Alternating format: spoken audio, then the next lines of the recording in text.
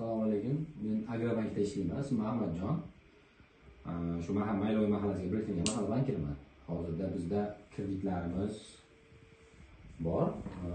Sizga aka nima xizmat ekan, nima qilish kerak? Qanaqa kredit kerak ekan sizga? Shu chorvachilik yo'nalishida kreditga olmoqchimiz. Bo'ldi. Hech qayerda ishlamaysiz-a? Yo'q. Necha pul kerak ekan? 50 million, 100 million olamiz. Aka, mahalla loyihasi degan kredit dasturimiz bor aka. Kredit turimiz bor. Yillik 25%dan 5 yil muddatli 2 imtiyozlar bilan 50 million so'mgacha kafilga asosida beramiz aka.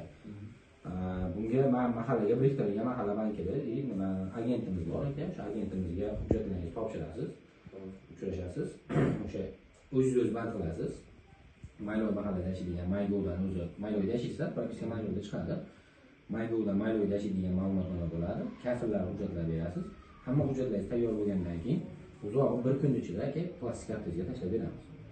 Chorvachilik bilan bemalol shug'ullanib nima qilaverasiz aka.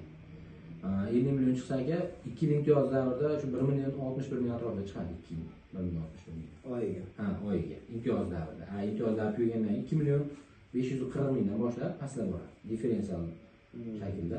Shu 2 million 540 mingdan boshlaydi. Ma'lum miqdor 5 ming 10 ming so'm bo'lib turib, pastlab oxiri 1 million 400 qanchaga 1 million 200 qancha shunaqa to'xtaydi aka. Oxirgi to'lovingiz. Agar imkoniyat bo'lib qolsa, muddat davomida olib qoraman desangiz, uni foizdan hisoblanmaydi. O'sha kunga xolos bo'yicha qarzdorlik hisobiga olib beriladi. Bo'ldi.